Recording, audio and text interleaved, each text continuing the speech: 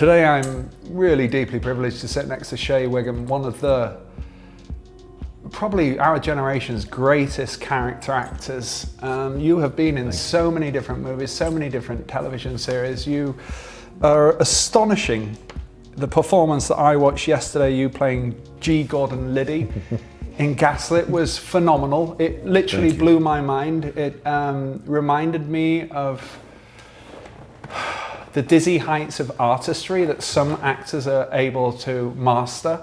I was just blown away by your commitment, your conviction, by your darkness, by the pathology of your character, the way you gave everything to it. You terrified me, but you were absolutely brilliant. And you've been in so many movies. You're in so many movies. You've got 2 Mission Impossibles coming out. You've worked with an array of the greatest directors of our time: Oliver Stone, Terrence Malick. I mean, the list goes on and on. You're just an extraordinary actor. So forgive me if I'm a little bit, I don't want to be sycophantic, but I am in awe, especially definitely seeing you last night perform the way you did. So it's a pleasure to be here. Well, it's a real pleasure. Thank you for sitting down with us for Mr Feelgood. I'm just curious,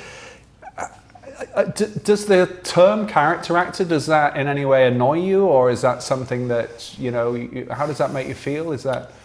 No, it doesn't. No, it doesn't annoy me. It doesn't annoy me. For me, it was. I never think of it in terms of that.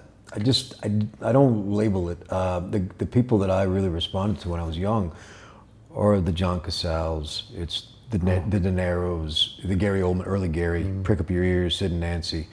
They left an indelible impression on me. So, I mean, if that's, I'll take it. But to me, it's much more interesting to be able to go in there on someone like Liddy and be fearful and scared if I don't even know if I'm gonna be able to get it, Wow. And then to maybe tap into something sometime, and then because when I work, I'm not a planner. I don't plan. I do all the research, all that. Not to bore you with that, but tons. That's the fun part, and to see how deep you can take it. But then once you start working, you got to let all that go, and you don't plan it, and you think sometimes, am I in the pocket? I don't, So it's scary. It's scary. Yeah, it's scary. How do you shake that when you're done with that? I mean, do you shake it? You have to. Yeah. I mean, I got 4 kids, so So they grabbed you. I can't come home as Gordon, all the time. But I think, for instance, I'm working on Perry Mason right now, and I had a huge, a 12-hour fight scene with Matty Reese yesterday, and we went from here. It traveled the fight into an emotion, and so I'm thinking about it. Saturday into Sunday, the possibilities of what can be, and so I'm always, it stays with me. With someone like Liddy, I'd have to, people around me would probably say I was pretty dark at that point, not trying to be, never trying to put my shit on anyone else, but I was pretty dark. Well, it was, I can't wait to see it tonight, to be honest, the next one, but it was, Thanks. It was way up there in my best performances I've ever seen, and I mean that sincerely. So thank you for that. Thank you. Right. Well, what we're going to do here on Mr Feelgood, so going from the dark to the light, or not, it doesn't matter. Wherever it goes, is we've designed this questionnaire, which is who the F are you? Who the fuck are you? And irreverently titled, but we've chosen 20 questions that really try and get to the heart of who we are as human beings. And the first one is, who are you? Who am I? I don't know. I guess I would start with I'm a son. I'm a brother to Jack, son to Beth and Frank. I try to delve in the arts if I can. I'm a husband, father. Who's from Tallahassee originally. My old man was. My parents went to Florida State down in Tallahassee. My old man was quarterback at Florida State. Wow. Big guy, about your size. Right. He was a really interesting guy. Both my parents were. Mother's a librarian, so I read a lot growing up. And so yeah, and then I grew up in Florida and then kicked around until I found my way to New York. So Right on. And how are you feeling right now? Truth? Yeah. I'm tired. Yeah. I'm tired. I'm coming off of nights on Perry, and you know that and like I said, if you try to live it, you know emotionally you know I'm pretty worn down, but I was pretty invigorated by what we just did with the photo shoot. I really enjoyed that, man. Well, we enjoyed having you. Do you? I mean, when you just in the same vein? When's your next sort of time off? When can you? Have you got a space, a window where you can just disappear or take your family somewhere and actually, you know? You know what, man? It's kind of an embarrassment of riches right now for me, how it's lined up. Sometimes it lines up for you like that, and I'm going straight from Perry, Gaslit. You know, we're doing some stuff on that to try to get it out there, and then Perry into Mission 8 with Mr. Cruz. Wow. You know, so insane. Yeah, you know, you it's funny. You're funny, man. You in the early days you wish for that, and then you know it happens for you. And the way I've always done it, it's through the work. The guys that I admired, you and I talked a little bit about Daniel Day-Lewis, the Oldmans. Bob De Niro, I've been lucky enough to work with. Hopkins, the early days, you know, Hopkins, I remember gets Silence of the Lambs when Demi had seen Hunchback. Yeah. And that was, for me, it's all about the work, and it's all about, you know, working with the great directors, because that leads you to the best work, and, you know. Right on, right on. So yeah, and it's joy, right? You take the exhaustion, but you just, yeah, you get your kicks from the people you're working with in the elevation of the actual quality of the work.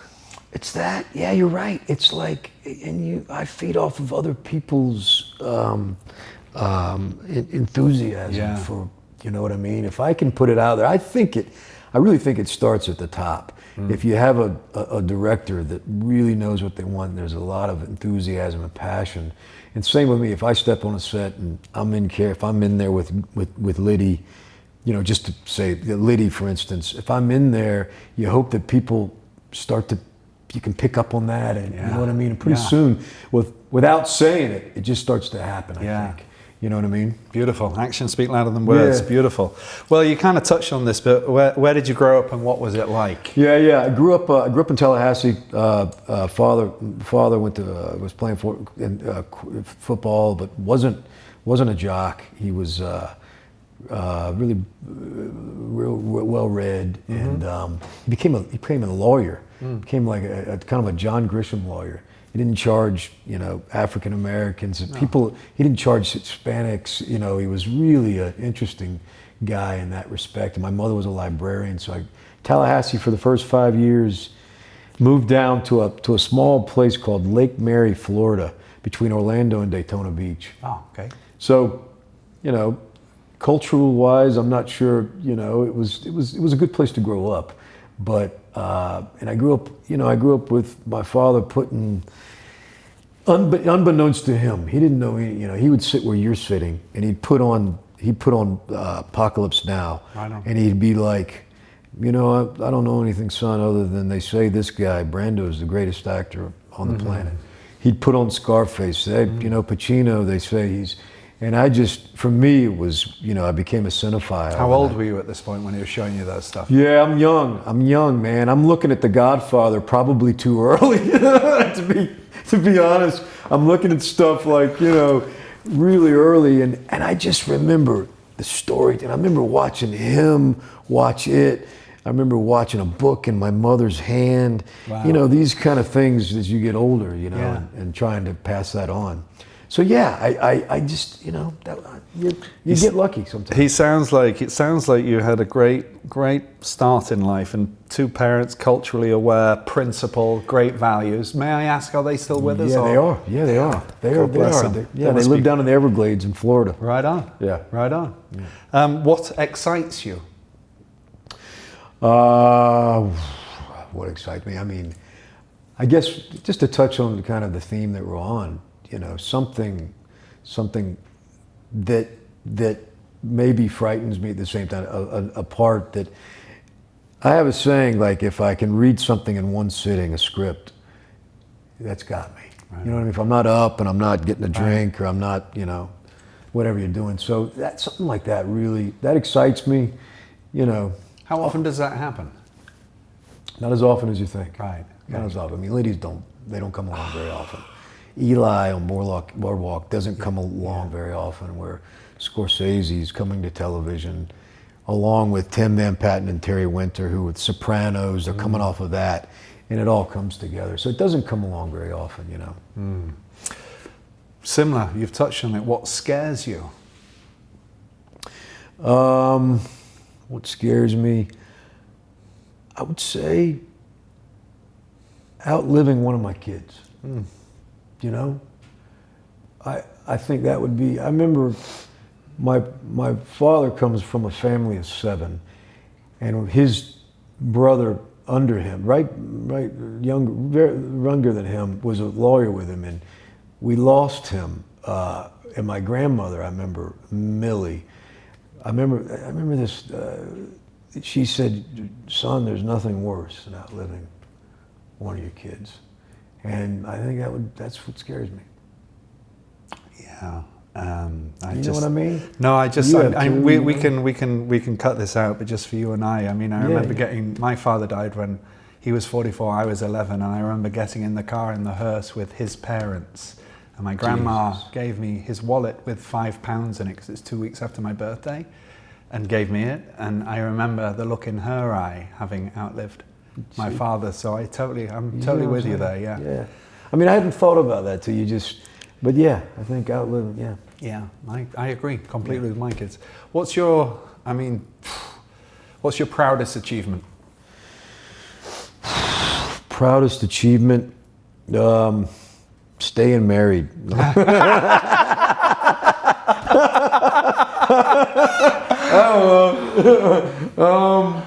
I better say having kids, right?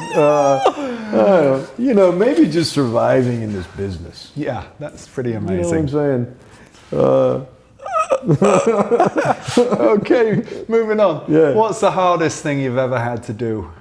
Hardest thing I've ever had to do. You know, something that right off the top of my head, I had a friend, Paulie Herman, who'd passed about a month ago, and I sat with him until he died. Oh. You know what I mean? And really, I had done Silver Linings with him, and American Hustle, and I got a call from Mo Russell three weeks ago, I guess, and he said, "Paulie's not doing well, bad in shape," and I went over there to Santa Monica, and I sat with him, and then the next day sat with him, and there was an influx of beautiful people coming through, and I sat there in silence with Mike Tyson, who Paulie had helped him. He had helped Jimmy Kahn came through, Bob De Niro came through, and it was one of those just magical, you know, and all till the very end, man. Wow. You know, but hard, man. You know. Incredible, but beautiful and graceful as well, right? Yeah. Wow. Who is your greatest mentor, and what did they teach you? I mean, I've kind of touched on it a little bit. Probably my father. He, you know, there was always real sage advice being offered, but letting me find my own way. You know, I wasn't an academician. I didn't care about school. You know, these beautiful windows. I remember every time we would get into the start of school, I would pick the desk next to the window to daydream. I was daydreaming. Me too. You know what I mean? That's all I did is daydream about, like, you know, movies and getting out, and so but he let me find my own way, and me and my little brother who's you know, means the world to me. So, you know, he raised us on the poets of Byron, Keats, and Shelley, and the philosophers of Ingersoll and Bertrand Russell. Incredible. It wasn't religion based. It was all. It was none of that. It was more just like, how do you, you know, try to stay humble, try to stay lifting the stones and seeing what's under that one. What's that? Be curious. Yeah. Be infinitesimally curious. Incredible. Yeah. Incredible. Yeah. Amazing. So it wasn't just your mum who was a bookworm, it's your dad as well. Yeah, man. I mean, I better not leave her out. Yeah. No, you better not. Yeah, she's amazing. Who are your fictional and real life heroes? Fictional. Yeah, if I could meet anyone, it'd be Percy Shelley. Oh, really? I'd meet Shelley. Yeah. When we were doing, matter of fact, when we were doing Mission Impossible 7, we were staying right at the top of the Spanish Steps when we were in Rome. And I would walk down every day. The Keats Museum was right down at the bottom where he ended up passing. And he wrote and he passed till the end. And then Byron had an apartment. Lord Byron had an apartment where he wrote right across the way. And Shelley, his love for Keats, and I just have, the stories behind all that. So if I could, that'd be a pretty amazing. Yeah, he's amazing. He's got your hair as well, hasn't he? Keats has. He's got the Keats hair. But a fictional story. Is there a fictional hero though? Is there somebody? Is there a sort of a Pit from Great Expectations, or is there is there somebody that stands out that you someone you read? Oh, yeah. Or in a movie, or Yeah.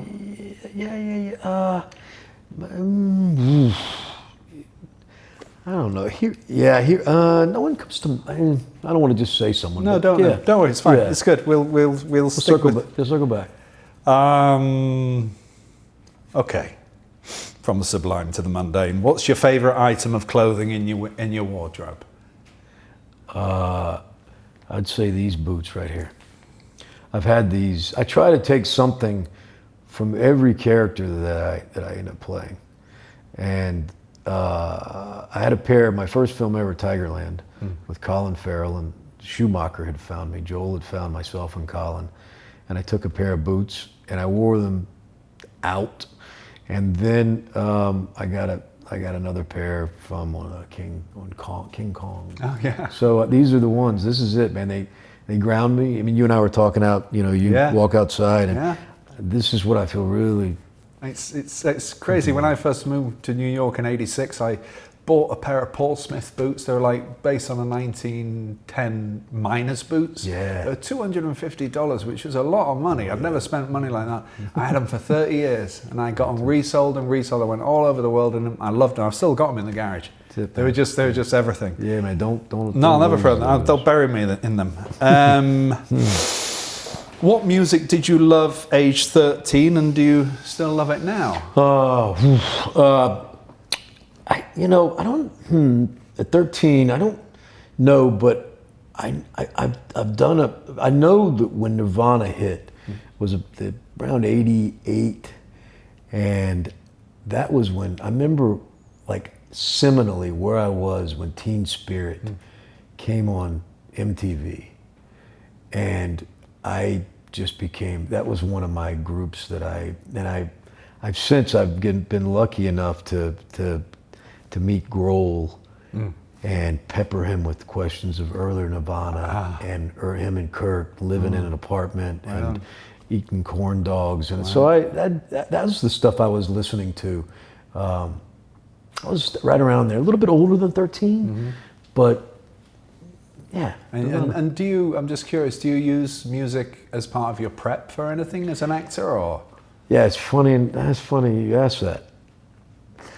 And it could be the wrong kind of music, but every character that I play, I start listening to something. It can be Waylon Jennings all the way to, for Liddy, it was a little, I forget now what I was listening to, but it could be just an eclectic mix, and something like that will get me there. It'll start to get me in there with it. But yeah. What is the most inspiring book you've ever read? Recently, the most inspiring book would be The Goldfinch by Donna Tartt, and I say that because I admire the fact that she writes a book every 11 years. She's written 3 books in 33 years. Incredible. We're about 9 years into her writing process. And there's something about that I respect immensely. So we'll go with the Goldfinch. Okay, beautiful. What is a movie that left a lasting impression on you? Gosh.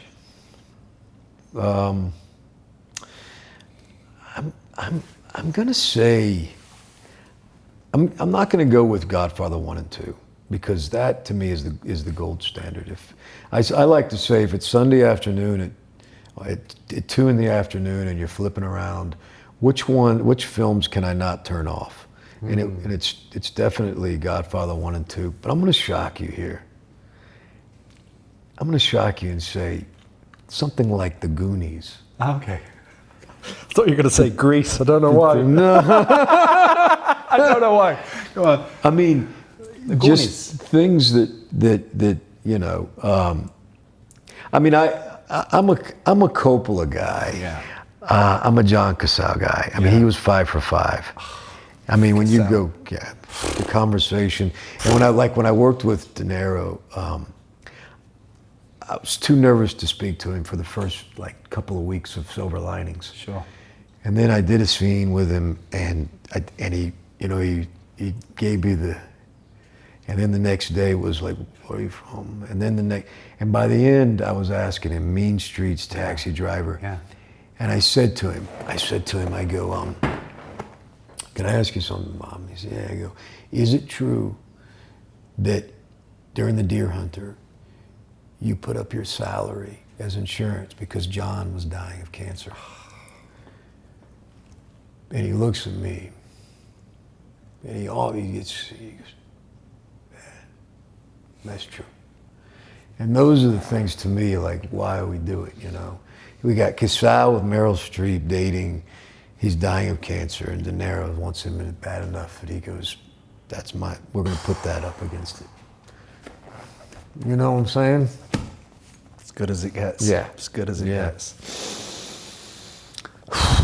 What is your favorite word or saying? My favorite word or saying, I'm not going to say what it is. I don't even want to get that. We've had them all. Yeah. But it's your call. No, you know what? Let him off the hook. And I said, my old man used to say that all the time. You know, when you'd have a chance to, you know, and I remember, I bring this up now just because I told this story recently that I was doing Tigerland, Scorsese's coming to television for the first time, and he brings me to New York, and we read together for a couple hours. He says, you're my guy. This is my second thing. I get back down to where I'm filming, and this is a long story short, is that he says, I can't go with you. They're not going to go with you. And I remember my old man, I called him and I said, and I'm devastated. I'm completely devastated at this time. And he goes, let him off the hook, son, when you talk to him. Oh, man. You know what I mean? You never know when these things come back. You know, it's how you handle that. And so I don't walk around saying that, but I try to impart that on my kids whenever you can, let people, you know what I mean, instead of going, you know. Yeah, no, it's a great way. Yeah. Great way. It's a great way. It loosens you up. You don't carry the bitterness. It keeps you open, I think. We could all use a little more of that right now. Right on. You know? Right on. Your dad, man.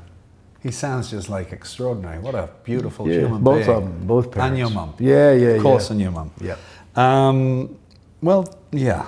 What do you want people to say about your funeral? What do I want people to say? I know what I'll say about you if I outlive you. What would you say? Well, That'll I'm not help going to me. have told you already. Yeah, go on. But what would you like people to say? I don't know. You know, they're sitting there. You know what? He never judged. He never sat in judgment of you. You know what I mean? You can tell me anything, you know. Got more understanding. Try to get more understanding as you get older. I think you have to, especially playing characters. You know, not to segue into Liddy, but you can't judge you can't judge Liddy. I know. You know what I mean? Right? No, I know. So, but yeah, you know, just maybe that'd be cool, I guess. Yeah, that's pretty great. Okay, here we go. A little bit of loose and easy. Uh-oh. Well, I think the first one is quick fire 5 favorites. What's your favorite motor? Your favorite car? Come on. Hey, man. Come on, there give she me the is, year. 1969 Pontiac Firebird convertible. Insane. Yeah, it's easy. She's a beauty. Sports team. I'm gonna go with the Florida State Seminoles because my father played there. He was the QB. Yeah. Meal. What's your favorite meal? Favorite meal is my wife's spaghetti bolognese. Oh. That's my death row meal. You know what I mean? If I'm dying and they come in, I want a nice Napa cab. I want a spaghetti bolognese. Oh, you're right on. Yeah. You're a man blessed with a great high barnet hair. What's your favorite grooming product?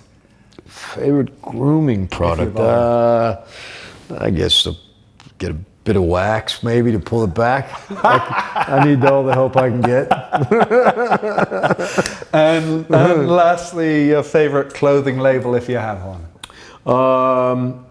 I'd go maybe good Barbados. I like Johnny. Okay, you look pretty good in the Burberry as well, man. Oh, you know what? The Burberry has been very good to me. So we're kind of done, but I'm curious. Is there anything that you've never been asked before that you'd like to talk about, or you'd like to answer? A question that no one's ever asked you, or something that you'd like to throw on the table? There's no pressure. I'm just curious. Anything? No. No, you know, I mean, I think I told you, it's hard for me to really talk about myself, and I'm not being cagey. That's the father's influence.